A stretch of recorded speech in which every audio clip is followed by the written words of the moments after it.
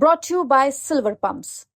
Top quality और consistent performance के लिए सिर्फ सिल्वर पंप्स नाम याद रखना। राजस्थान स्वतंत्रता लोकतंत्र सेनानियों का ऐतिहासिक बिल पास हुआ है, जिसको लेकर गोपाल जी वैसा उन्होंने कहा है कि काला अध्याय था उस दिन, क्या कहना चाहिए?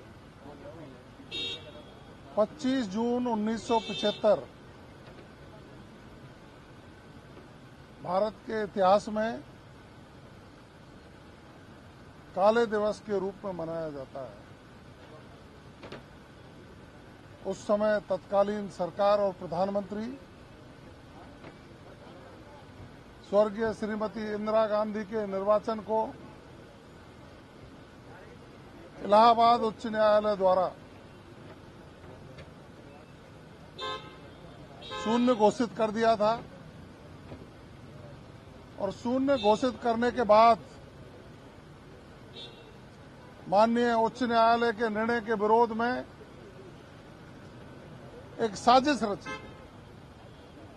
और उस समय जो जनता के हित की बात उठाने वाले लोगों को,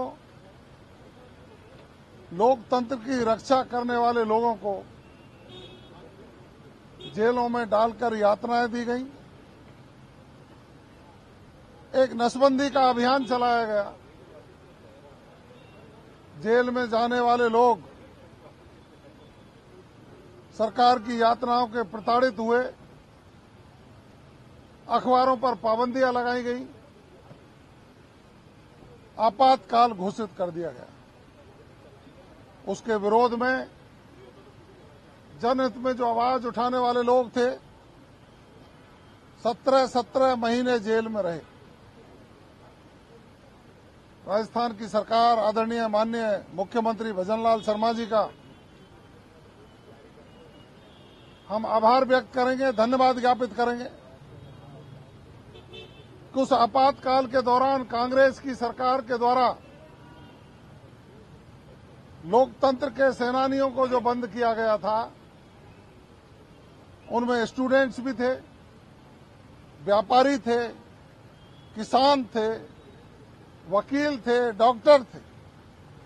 उन लोगों का जो जीवन बर्बाद हुआ, उनके परिवार नष्ट हुए, उनको संबल देने के लिए लोकतंत्र सेनानी विधेयक, उनके सम्मान के लिए पेंशन, चिकित्सकीय सुविधाएं,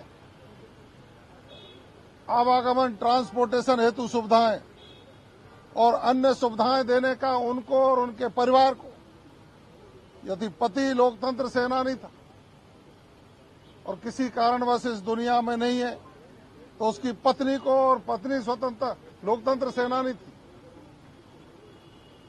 तो उनके पति को, इस तरह के प्रावधान रख करके एक ऐतिहासिक बिल आज राजस्थान की विधानसभा में पारित हुआ है। हम स्वागत करते हैं, अभिनंदन करते हैं कि उस समय प्रताड़ित हुए लोगों को एक संबल प्रदान करेगा ये निर्णय। इस विधेयक के माध्यम से उन परिवारों को सम्मान में सरकार द्वारा दी गई राशि निश्चित रूप से उनको एक संबल प्रदान करेगी। लेकिन आश्चर्य जब हुआ, जब उस समय की कांग्रेस के, आज कांग्रेस आई में रहने वाले लोग, उन्होंने लोकतंत्र सेनानियों का सदन में एक तरह से अपमान करने की कोशिश की। उन्होंने अपराधी कहा। उन्होंने उन लोगों को सम्मान के योग्य मानने से इनकार किया। ये कांग्रेस की फितरत है, उनकी सोच और कांग्रेस की संस्कृति को प्रदर्शित करती है। जिन लोगों ने आम जन की आवाज उठाने के लिए जेल की यातनाएं सहन की हों, उन लोगों को सहायता देना सरकार का कर्तव्य बनता है। और मैं तो पुनः साधुवाद और आभार व्यक्त करूंगा प्रदेश के मुख्यमंत्री जी का कि उन्होंने उनकी सुनी, बात रखी और उनके सम्मान के लिए आज विधेयक लाए। निश्चित रूप से यह विधेयक उनके जीवन स्तर में सुधार के लिए एक मील का पत्थर साबित होगा।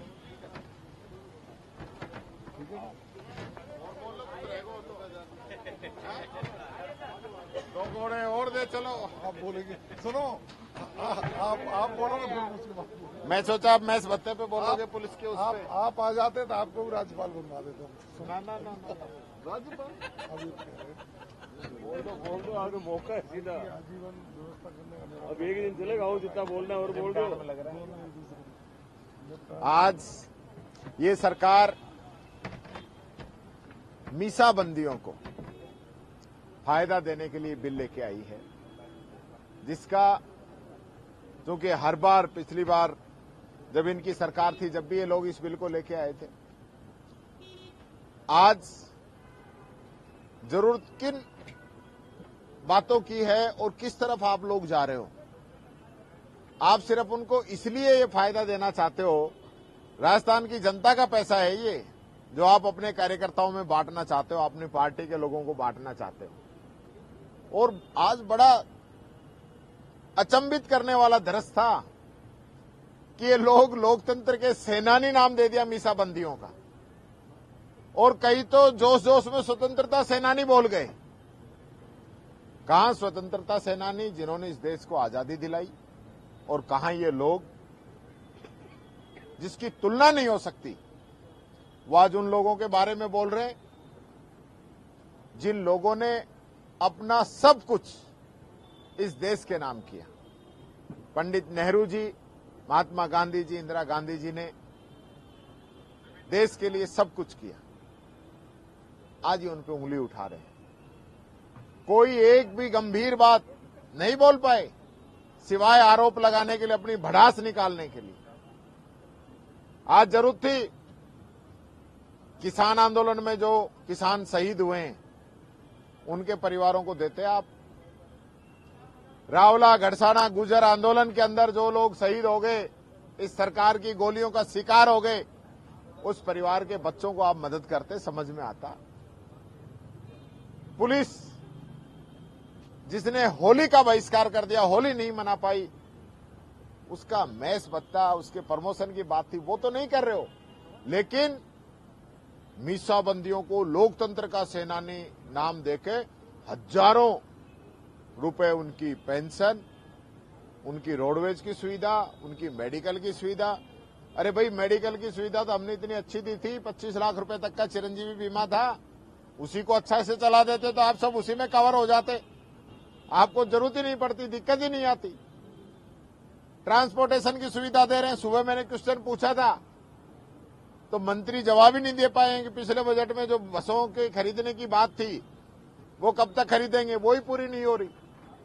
तो कोई मतलब नहीं है। सिर्फ पूरा दिन हो गया, सुबह रिक्को का बिल लेके आए अपने लोगों को फायदा देने के लिए। ये राजस्थान को भ्रष्टाचार की ओर ले जाना चाह रहे हैं, कंपनियों को फायदा देना चाह रहे हैं, किसानों की जमीन फ्री में दिलाकर और उसी जमीन को कारोबारियों के द्वारा करोड़ों अरबों रुपए में बेचा जा रहा है, उस चीज के लिए बिल लेके आ रहे हैं और अपने कार्यकर्ताओं को संतुष्ट करने के लिए बिल लेके आ रहे हैं। आज सचेतक महोदय के द्वारा वसुंधरा जी को भी याद किया गया। मैं समझता हूं आज तक तो किसी ने एक भी योजना में एक बार भी उनका नाम इन्होंने लिया नहीं। मैं तो धन्यवाद दे रहा था, चलो इस बहाने आप वसुंधरा जी को याद तो कर रहे हो। नहीं, किस आपातकाल की बात कर रहे हो आप? वो आपातकाल आपकी पार्टी में भी आप लोगों ने लागू कर रखा है, हमारी तरफ आप इशारा मत कीजिए, ये बात मैं कहना चाहूंगा। मित्रों, आज राजस्थान विधानसभा के पवित्र सदन में राजस्थान लोकतंत्र के सेनानियों का सम्मान विधेयक 2024 पर चर्चा हुई। पक्ष और विपक्ष के सभी मान्य सदस्यों ने इसमें हिस्सा लिया, परंतु मुझे बड़े खेद के साथ कहना पड़ रहा है कि कांग्रेस की ओर से एक भी वो व्यक्ति नहीं बोला जो इमरजेंसी के दौरान युवा हो या जेल गया नहीं गया कोई विषय नहीं, लेकिन इमरजेंसी के दौरान उसने वो कालखंड देखा हो। वो सभी सदस्य बोले जो इमरजेंसी के कालखंड के बाद में इस संसार में आए हैं, और प्रतिपक्ष के नेता भी 45 साल के ही हैं और इमरजेंसी को लगे हुए 50 साल हो गए। अच्छा होता जो वरिष्ठ सदस्य उनको बुलवा थे और उनके मुंह से ये कहलवा देते कि नहीं इमरजेंसी का काल कट ठीक था, तो हमको लगता कि नहीं, जिन्होंने ये आप काल कट देखा है वो इस संबंध में बोल रहे हैं। दूसरा, किसी भी माननीय सदस्य ने जो प्रतिपक्ष की ओर से बोले इस बिल पर, इमरजेंसी काल फंड पर लोकतंत्र सेनानियों ने जो प्रताड़नाएं सही, उनके साथ जो अन्याय हुआ, जातियां हुई, उनको बिना वजह, बिना किसी अपराध, बिना किसी कानून के जेल में रखा, उसके संबंध में एक शब्द नहीं बोले। उधर की बातें, किसान आंदोलन, एमएसपी, वो उधर की बेलगाम कोई भी बातें बोली जो इस बिल से संबंधित नहीं है। मित्रों, लोकतंत्र की दुहाई देने वाले, संविधान की दुहाई देने वालों ने कहीं ये विषय नहीं रखा कि स्वर्गीय श्रीमती इंदिरा गांधी ने रायबरेली से लोकसभा का चुनाव लड़ा, स्वर्गीय राजबहादुर जी उनके सामने थे, स्वर्गीय श्रीमती इंदिरा गांधी चुनाव जीतना बताई और राजबहादुर ने इलाहाबाद हाईकोर्ट में अपनी याचिका पेश की कि इन्होंने इलेक्शन में भ्रष्टाचार अपनाया, अनियमितता की। माननीय न्यायाधिपति जगमोहन जी ने सभी को सुनने के उपरांत डिटेल जजमेंट से ये माना कि इस चुनाव में कांग्रेस के प्रत्याशी स्वर्गीय श्रीमती इंदिरा गांधी ने भ्रष्टाचार के आचरण किया है, अनियमितता की है, उनके चुनाव को अवैध घोषित कर दिया और 6 साल के लिए भविष्य में चुनाव लड़ने पर प्रतिबंध लगा दिया। अच्छा होता स्वर्गीय श्रीमती इंदिरा गांधी संविधान को बनाए हुए, माननीय अम्बेडकर जी के बनाए हुए संविधान को मानती, न्यायपालिका में विश्वास करती और कहती है ठीक है साहब, मैं उसे बाद में चुनाव लड़ूंगा। यह उनके पास ऑप्शन था जो उन्होंने अपनाया। वो डीबी में गई, अपील की, माननीय न्यायाधिपति कृष्ण अय्यर और डीबी ने यह निर्णय पारित किया एड इंटरिम ऑर्डर के रूप में कि आपका जो पार्लियामेंट में जाने का अधिकार तो रहेगा, परंतु आप वोट का अधिकार नहीं है। और उससे वो तिल मिला करके राजधानी की जो स्पीच हुई, राजधानी जी को जो मीटिंग हुई पटना में, जनता आ रही है, शासन खाली करो, उस नारे से जो जनता प्रभावित हुई और उसे इमरजेंसी लगा दी। कितनी कितनी यातनाएं आम नागरिक जिन्होंने भी झेली, जन नेताओं ने झेली, सारे प्रिंट मीडिया पर सेंसरशिप लगा दी गई, बोलने का अधिकार, लेखनी का अधिकार को खत्म कर दिया और लोग त्राईमाम करने लगे। और उस दौर में जिन जिन लोगों ने यातनाएं सही राजस्थान में लोकतंत्र को जीवित रखने के लिए 19 महीने 20 महीने जेल में रहे, कोई अपराध उनके खिलाफ दर्ज नहीं हुआ, उन लोगों का सम्मान हेतु ये पेंशन 2008 में हमारी तत्कालीन वसुंधरा सरकार ने, श्रीमती वसुंधरा जी ने इसको प्रारंभ की। 2000 जब वसुंधरा जी की सरकार का कार्यकाल खत्म हो गया और कांग्रेस का राज आ गया तो उन्होंने इसको खत्म कर दिया। पुनः जब भाजपा की सरकार आई तो वसुंधरा जी ने पुनः इसे लागू कर दिया और फिर कांग्रेस की सरकार आई तो उन्होंने फिर खत्म कर दिया। अभी 24 मार्च 2024 को यशस्वी भजनलाल जी की सरकार ने पुनः इसे लागू कर दिया। अभी 2000 रुपये इन स्वतंत्रता सेनानियों को पेंशन के रूप में, 4000 रुपये मेडिकल हेल्प के रूप में और रोडवेज में इनको मुफ्त यात्रा की सहायता मिलती है। अगर स्वतंत्रता सेनानी कोई पुरुष है, उसकी मृत्यु के बाद उसकी पत्नी को, और पत्नी है कोई महिला है तो उसके पति को सहायता मिलती है। हमारा प्रयास है कि ये सहायता इनको निरंतर जारी रहे। अभी टोटल कुल 1140 व्यक्ति है जिनको ये पेंशन मिल रही है। अनेक माननीय सदस्यों ने जो हमारे समक्ष ये प्रस्ताव रखा कि रोडवेज की सभी श्रेणी की बसों में सुविधा मिले, उनको साथ एक अटेंडेंट भी है, क्योंकि वो सब जितने भी लोग हैं अब वो करीब 70, 75, 80 साल की उम्र के लगभग है, उनको एक अटेंडेंट सुविधा दी जावे। साथ ही साथ उन्होंने ये भी कहा है कि अगर किसी ने अप्लाई करने में निवेदन से ज्यादा हो गया है उनको सुविधा मिली जावे। और साथ ही साथ उन्होंने ये भी मांग की है कि इनको सम्मान दिवस के रूप में भी मनाया जावे। उन्होंने जो भी माननीय कालीचंद जी सराफ ने, अतुल जी बंसाली ने रितु बनावत ने, इन तनमानी सदस्यों ने जो सुझाव दिए हैं वो सुझाव बहुत काम के थे और वो नियमानुसार नियम माने योग्य है, उनको नियमों में सम्मानित करेंगे। और जो भी हमारे स्वतंत्रता सेनानी, लोकतंत्र सेनानियों की रक्षा के निमित्त, उनके सम्मान के निमित्त उनका मान सम्मान बढ़े, आने वाली पीढ़ियां याद करें कि इन्होंने लोकतंत्र को जीवित रखने के लिए कितनी यातनाएं सही है, उसका सब सम्मान करेंगे, नियम बनाएंगे और नियम लागू करेंगे। धन्यवाद। पटेल साहब, आपकी सरकार, भजनलाल की सरकार बहुत बढ़िया भाई, विधेयक भी ला रही है, घोषणाएं भी कर रही है, लेकिन हालात पे कब तक आ जाएंगे? एक भी अभी तक घोषणाएं की हैं, जब विधेयक लाए। मान्य साथी, प्रथम बजट की लैंड अलॉटमेंट की 90%, लैंड अलॉटमेंट ये फाइनेंशियल सेक्शन की 95% घोषणाएं धरातल पर आ चुकी है।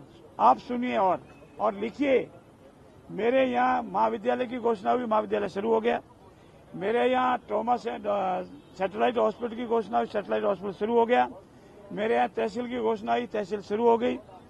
मेरे यहाँ पीएससी से सीएससी में कन्वर्ट हुई, वो सब शुरू हो गई। 100% मेरे विधानसभा क्षेत्र में प्रथम बजट की घोषणाएं पूरी की पूरी लागू हो गई है। ऐसे ही सभी विधानसभाओं में लागू हो गई है।